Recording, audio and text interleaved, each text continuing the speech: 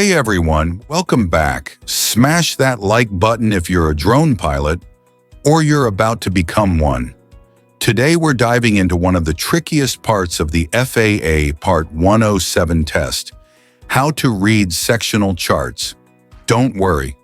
By the end of this video, you'll be reading them like a pro and knowing exactly where you can and can't fly.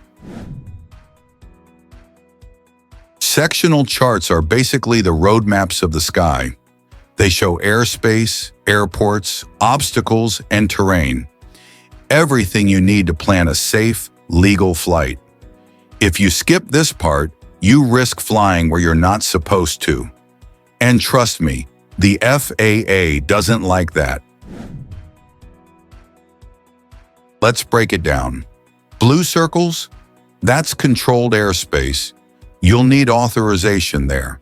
Magenta rings? That's Class E, less restricted. See those big blue numbers? That's elevation, measured in hundreds of feet. The more you recognize these symbols, the faster you'll ace that test. Here's the key.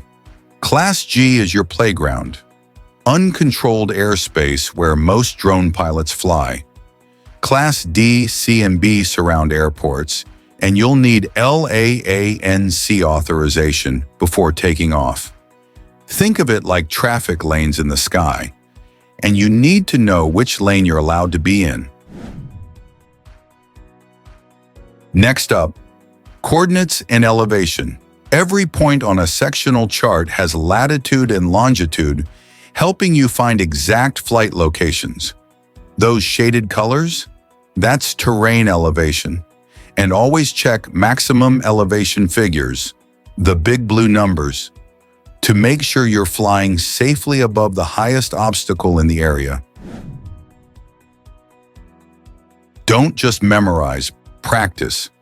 Pull up real FAA charts, quiz yourself, and use online simulators. The more you practice identifying airspace and elevation, the more confident you'll be during your exam. If you're serious about becoming a certified drone pilot, grab our FAA Part 107 study guide link below. It breaks down everything, charts, weather, regulations, and more, so you can pass your test the first time. Hit that like button, subscribe for more drone tips, and I'll see you in the skies.